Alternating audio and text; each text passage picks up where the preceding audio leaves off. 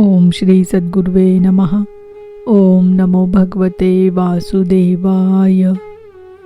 अथेकोनचत्वारिंशो अध्याय। श्री कृष्ण बलराम का मथुरा गमन। श्री शुकदेव जी कहते हैं, भगवान श्री कृष्ण और बलराम जी ने अक्रूर जी का भली भांति सम्मान किया। वे आराम से पलंग पर बैठ गए। उन्होंने मार्ग में जो जो अभिलाषाएं की थी वे सब पूरी हो गई। परीक्षित, लक्ष्मी के आश्रय स्थान भगवान श्री कृष्ण के प्रसन्न होने पर ऐसी कौन सी वस्तु है जो प्राप्त नहीं हो सकती। फिर भी भगवान के परम प्रेमी भक्तजन किसी भी वस्तु की कामना नहीं करते। देवकी नंदन भगवान श्री कृष्ण ने सायंकाल का भोजन करने के बाद अक्रूर जी के पास जाकर अपने स्वजन संबंधियों के साथ कंस के व्यवहार और उसके अगले कार्यक्रम के संबंध में पूछा। भगवान श्री कृष्ण ने कहा, चाचा जी, आपका हृदय बड़ा शुद्ध है। आपको यात्रा में कोई कष्ट तो नहीं हुआ। स्वागत है। मैं आपकी मंगल कामना करता हूँ। मथुरा के हमारे आत्मीय सहृद, कुटुंबी तथा अन्य संबंधी सब सकुशल और स्वस्थ है ना। हमारा नाम मात्र का मामा कंस तो हमारे कुल के लिए एक भयंकर व्याधि है। जब तक उसकी बढ़ती हो रही है तब तक हम अपने वंश वालों और उनके बाल बच्चों का कुशल मंगल क्या पूछे। चाचा जी, हमारे लिए यह बड़े खेद की बात है कि मेरे ही कारण मेरे निरपराध और सदाचारी माता पिता को अनेकों प्रकार की यातनाएं झेलनी पड़ी, तरह तरह के कष्ट उठाने पड़े। और तो क्या कहूँ, मेरे ही कारण उन्हें हथकड़ी बेड़ी से जकड़कर जेल में डाल दिया गया तथा मेरे ही कारण उनके बच्चे भी मार डाले गए। मैं बहुत दिनों से चाहता था कि आप लोगों में से किसी न किसी का दर्शन हो। यह बड़े सौभाग्य की बात है कि आज मेरी वह अभिलाषा पूरी हो गई। सौम्य स्वभाव चाचा जी, अब आप कृपा करके यह बतलाइए कि आपका शुभागमन किस निमित्त से हुआ। श्री शुकदेव जी कहते हैं, परीक्षित, जब भगवान श्री कृष्ण ने अक्रूर जी से इस प्रकार प्रश्न किया तब उन्होंने बतलाया कि कंस ने तो सभी यदुवंशियों से घोर वैर ठान रखा है। वह वसुदेव जी को मार डालने का भी उद्यम कर चुका है। अक्रूर जी ने कंस का संदेश और जिस उद्देश्य से उसने स्वयं अक्रूर जी को दूत बनाकर भेजा था और नारद जी ने जिस प्रकार वसुदेव जी के घर श्री कृष्ण के जन्म लेने का वृत्तांत उसको बता दिया था, सो सब कह सुनाया। अक्रूर जी की यह बात सुनकर विपक्षी शत्रुओं का दमन करने वाले भगवान श्री कृष्ण और बलराम जी हंसने लगे और इसके बाद उन्होंने अपने पिता नंद जी को कंस की आज्ञा सुना दी।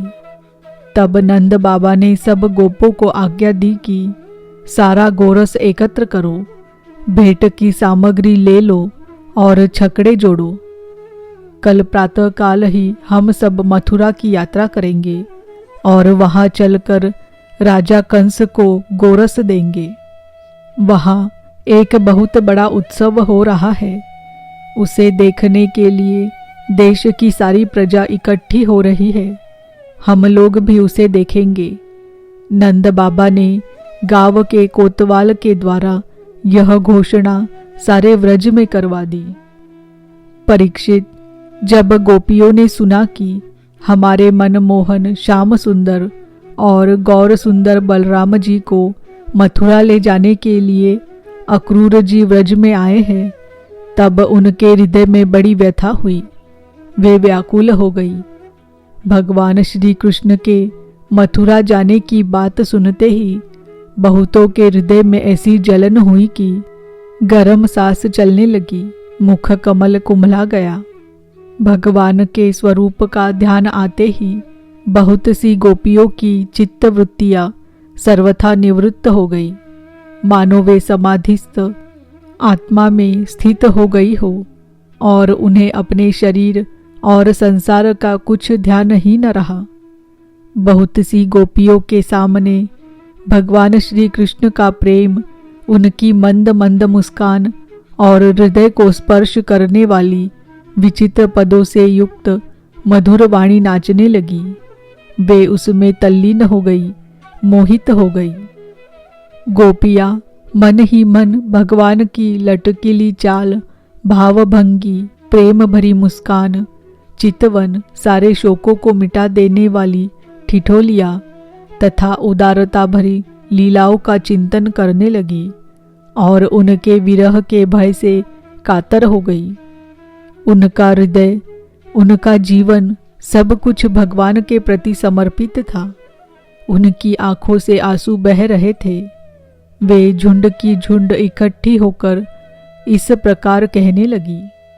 गोपियों ने कहा, धन्य हो विधाता, तुम सब कुछ विधान तो करते हो, परंतु तुम्हारे हृदय में दया का लेश भी नहीं है। पहले तो तुम सौहार्द और प्रेम से जगत के प्राणियों को एक दूसरे के साथ जोड़ देते हो, उन्हें आपस में एक कर देते हो, मिला देते हो, परंतु अभी उनकी आशा अभिलाषाएं पूरी भी नहीं हो पाती, वे तृप्त भी नहीं हो पाते कि तुम उन्हें व्यर्थ ही अलग अलग कर देते हो। सच है, तुम्हारा यह खिलवाड़ बच्चों के खेल की तरह व्यर्थ ही है। यह कितने दुख की बात है विधाता, तुमने पहले हमें प्रेम का वितरण करने वाले श्याम सुंदर का मुख कमल दिखलाया। कितना सुंदर है वह, काले काले घुंघराले बाल कपोलों पर झलक रहे हैं, मरकत मणि से चिकने सुस्निग्ध कपोल और तोते की चोंच सी सुंदर नासिका तथा अधरों पर मंद मंद मुस्कान की सुंदर रेखा, जो सारे शोकों को तत्क्षण भगा देती है। विधाता, तुमने एक बार तो हमें वह परम सुंदर मुख कमल दिखाया और अब उसे ही हमारी आंखों से ओझल कर रहे हो। सचमुच तुम्हारी यह करतूत बहुत ही अनुचित है। हम जानती है इसमें अक्रूर का दोष नहीं है, यह तो साफ तुम्हारी क्रूरता है। वास्तव में तुम ही अक्रूर के नाम से यहाँ आए हो और अपनी ही दी हुई आंखें तुम हमसे मूर्ख की भांति छीन रहे हो। इनके द्वारा हम श्याम सुंदर के एक एक अंग में तुम्हारी सृष्टि का संपूर्ण सौंदर्य निहारती रहती थी। विधाता, तुम्हें ऐसा नहीं करना चाहिए। अहो, नंद नंदन श्याम सुंदर को भी नए नए लोगों से नेह लगाने की चाट पड़ गई है। देखो तो सही, इनका सौहार्द, इनका प्रेम एक क्षण में ही कहाँ चला गया। हम तो अपने घर द्वार, स्वजन संबंधी, पति पुत्र आदि को छोड़कर इनकी दासी बनी और इन्हीं के लिए आज हमारा हृदय शोकातुर हो रहा है। परंतु ये ऐसे है कि हमारी ओर देखते तक नहीं। आज की रात का प्रातः काल मथुरा की स्त्रियों के लिए निश्चय ही बड़ा मंगलमय होगा। आज उनकी बहुत दिनों की अभिलाषाएं अवश्य ही पूरी हो जाएंगी। जब हमारे व्रजराज श्याम सुंदर अपनी तिरछी तिरछी चितवन और मंद मंद मुस्कान से युक्त मुखारविंद का मादक मधु वितरण करते हुए मथुरापुरी में प्रवेश करेंगे, तब वे उसका पान करके धन्य धन्य हो जाएंगी। यद्यपि हमारे श्याम सुंदर धैर्यवान होने के साथ ही नंद बाबा आदि गुरुजनों की आज्ञा में रहते हैं, तथापि मथुरा की युवतियाँ अपने मधु के समान मधुर वचनों से इनका चित्त बरबस अपनी ओर खींच लेंगी और ये उनकी सलज्ज मुस्कान तथा विलासपूर्ण भावभंगी से वही रम जाएंगे। फिर हम गवार ग्वालिनों के पास ये लौटकर क्यों आने लगे। धन्य है आज हमारे श्याम सुंदर का दर्शन करके मथुरा के दाशार, भोज, अंधक और वृष्णवंशी यादवों के नेत्र अवश्य ही परमानंद का साक्षात्कार करेंगे। आज उनके यहाँ महान उत्सव होगा। साथ ही जो लोग यहाँ से मथुरा जाते हुए रमा रमण, गुणसागर, नटनागर, देवकी नंदन श्याम सुंदर का मार्ग में दर्शन करेंगे वे भी निहाल हो जाएंगे। देखो सखी, यह अक्रूर कितना निठुर, कितना हृदयहीन है। इधर तो हम गोपियाँ इतनी दुखित हो रही है और यह हमारे परम प्रियतम नंद दुलारे श्याम सुंदर को हमारी आंखों से ओझल करके बहुत दूर ले जाना चाहता है और दो बात कहकर हमें धीरज भी नहीं बंधाता, आश्वासन भी नहीं देता। सचमुच ऐसे अत्यंत क्रूर पुरुष का अक्रूर नाम नहीं होना चाहिए था। सखी, हमारे ये श्याम सुंदर भी तो कम निठुर नहीं है। देखो देखो, वे भी रथ पर बैठ गए और मतवाले गोपगण छकड़ों द्वारा उनके साथ जाने के लिए कितनी जल्दी मचा रहे हैं। सचमुच ये मूर्ख है। और हमारे बड़े बूढ़े, उन्होंने तो इन लोगों की जल्दबाजी देखकर उपेक्षा कर दी है कि जाओ मन में आए करो। अब हम क्या करें। आज विधाता सर्वथा हमारे प्रतिकूल चेष्टा कर रहा है। चलो हम स्वयं ही चलकर अपने प्राण प्यारे श्याम सुंदर को रोकेंगी। कुल के बड़े बूढ़े और बंधुजन हमारा क्या कर लेंगे। अरे सखी, हम आधे क्षण के लिए भी प्राणवल्लभ नंद नंदन का संग छोड़ने में असमर्थ थी। आज हमारे दुर्भाग्य ने हमारे सामने उनका वियोग उपस्थित करके हमारे चित्त को विनष्ट एवं व्याकुल कर दिया है। सखियों, जिनकी प्रेम भरी मनोहर मुस्कान, रहस्य की मीठी मीठी बातें, विलासपूर्ण चितवन, अब भला उनके बिना हम उन्हीं की दी हुई अपार विरह व्यथा का पार कैसे पाएंगी। एक दिन की नहीं, प्रतिदिन की बात है। सायंकाल में प्रतिदिन वे ग्वाल बालों से घिरे हुए बलराम जी के साथ वन से गौवे चराकर लौटते हैं। उनकी काली काली घुंघराली अलके और गले के पुष्पहार गौओं के खुर की रज से ढके रहते हैं। वे बांसुरी बजाते हुए अपनी मंद मंद मुस्कान और तिरछी चितवन से देख देख कर हमारे हृदय को बेध डालते हैं। उनके बिना भला हम कैसे जी सकेंगी। श्री शुकदेव जी कहते हैं, परीक्षित, गोपिया वाणी से तो इस प्रकार कह रही थी, परंतु उनका एक एक मनोभाव भगवान श्री कृष्ण का स्पर्श उनका आलिंगन कर रहा था। वे विरह की संभावना से अत्यंत व्याकुल हो गई और हे गोविंद, हे दामोदर, हे माधव इस प्रकार ऊंची आवाज से पुकार पुकार कर सुललित स्वर से रोने लगी। गोपिया इस प्रकार रो रही थी। रोते रोते सारी रात बीत गई। सूर्योदय हुआ।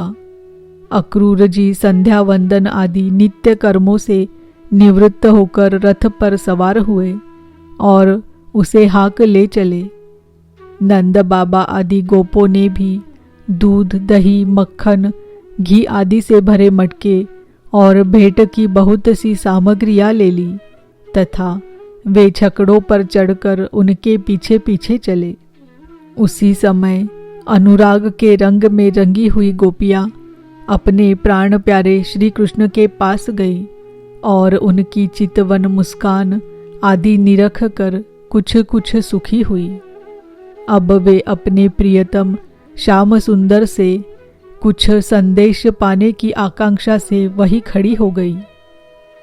यदुवंश शिरोमणि भगवान श्री कृष्ण ने देखा कि मेरे मथुरा जाने से गोपियों के हृदय में बड़ी जलन हो रही है, वे संतप्त हो रही है। तब उन्होंने दूत के द्वारा मैं आऊँगा यह प्रेम संदेश भेजकर उन्हें धीरज बंधाया। गोपियों को जब तक रथ की ध्वजा और पहियों से उड़ती हुई धूल दिखती रही, तब तक उनके शरीर चित्रलिखित से वही जो के त्यों खड़े रहे, परंतु उन्होंने अपना चित्त तो मनमोहन प्राणवल्लभ श्री कृष्ण के साथ ही भेज दिया था। अभी उनके मन में आशा थी कि शायद श्री कृष्ण कुछ दूर जाकर लौट आए, परंतु जब नहीं लौटे तब वे निराश हो गई और अपने अपने घर चली आई। परीक्षित, वे रात दिन अपने प्यारे श्याम सुंदर की लीलाओं का गान करती रहती और इस प्रकार अपने शोक संताप को हल्का करती। परीक्षित, इधर भगवान श्री कृष्ण भी बलराम जी और अक्रूर जी के साथ वायु के समान वेग वाले रथ पर सवार होकर पापनाशिनी यमुना जी के किनारे जा पहुँचे। वहाँ उन लोगों ने हाथ मुंह धोकर यमुना जी का मरकत मणि के समान नीला और अमृत के समान मीठा जल पिया। इसके बाद बलराम जी के साथ भगवान वृक्षों के झुरमुट में खड़े रथ पर सवार हो गए। अक्रूर जी ने दोनों भाइयों को रथ पर बैठाकर उनसे आज्ञा ली और यमुना जी के कुंड पर आकर वे विधि पूर्वक स्नान करने लगे। उस कुंड में स्नान करने के बाद वे जल में डुबकी लगाकर गायत्री का जप करने लगे। उसी समय जल के भीतर अक्रूर जी ने देखा कि श्री कृष्ण और बलराम दोनों भाई एक साथ ही बैठे हुए हैं। अब उनके मन में यह शंका हुई कि वसुदेव जी के पुत्रों को तो मैं रथ पर बैठा आया हूँ, अब वे यहाँ जल में कैसे आ गए? जब यहाँ है तो शायद रथ पर नहीं होंगे। ऐसा सोचकर उन्होंने सिर बाहर निकाल कर देखा, वे उस रथ पर भी पूर्ववत बैठे हुए थे। उन्होंने यह सोचकर कि मैंने उन्हें जो जल में देखा था वह भ्रम ही रहा होगा, फिर डुबकी लगाई, परंतु फिर उन्होंने वहां भी देखा कि साक्षात अनंत देव श्री शेष जी विराजमान है और सिद्ध चारण गंधर्व एवं असुर अपने अपने सिर झुकाकर उनकी स्तुति कर रहे हैं। शेष जी के 1000 सिर हैं और प्रत्येक फण पर मुकुट सुशोभित है। कमल नाल के समान उज्ज्वल शरीर पर नीलांबर धारण किए हुए है और उनकी ऐसी शोभा हो रही है मानो सहस्त्र शिखरों से युक्त श्वेतगिरी कैलाश शोभायमान हो। अक्रूर जी ने देखा कि शेष जी की गोद में श्याम मेघ के समान घनश्याम विराजमान हो रहे हैं। वे रेशमी पीतांबर पहने हुए हैं, बड़ी ही शांत चतुर्भुज मूर्ति है और कमल के रक्त दल के समान रत्नारे नेत्र है। उनका वदन बड़ा ही मनोहर और प्रसन्नता का सदन है। उनका मधुर हास्य और चारु चितवन चित्त को चुराए लेती है। भौएं सुंदर और नासिका तनिक ऊंची तथा बड़ी ही सुघड़ है। सुंदर कान, कपोल और लाल लाल अधरों की छटा निराली ही है। बाहें घुटनों तक लंबी और हृष्टपुष्ट है। कंधे ऊंचे और वक्षस्थल लक्ष्मी जी का आश्रय स्थान है। शंख के समान उतार चढ़ाव वाला सुडौल गला, गहरी नाभि और त्रिवली युक्त उदर पीपल के पत्ते के समान शोभायमान है।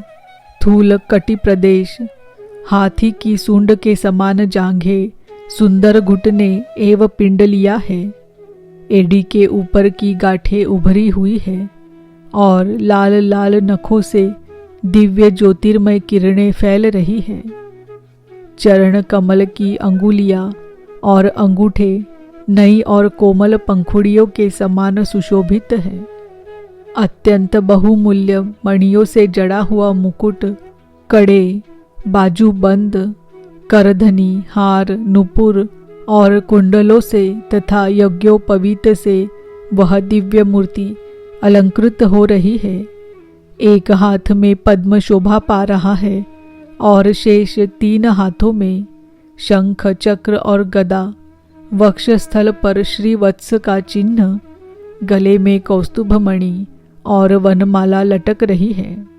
नंद, सुनंद आदि पार्षद अपने स्वामी सनकादि परमर्षि, परब्रह्म, ब्रह्मा, महादेव आदि देवता, सर्वेश्वर, मरीचि आदि 9 ब्राह्मण प्रजापति और प्रहलाद, नारद आदि भगवान के परम प्रेमी भक्त तथा 8 वसु अपने परम प्रियतम भगवान समझकर भिन्न भिन्न भावों के अनुसार निर्दोष वेदवाणी से भगवान की स्तुति कर रहे हैं। साथ ही लक्ष्मी, पुष्टि, सरस्वती, कांति, कीर्ति और तुष्टि अर्थात ऐश्वर्य, बल, ज्ञान, श्री, यश और वैराग्य, ये षडेश्वर्य रूप शक्तियाँ, ईला यानी संधिनी रूप पृथ्वी शक्ति, ऊर्जा यानी लीला शक्ति, विद्या, अविद्या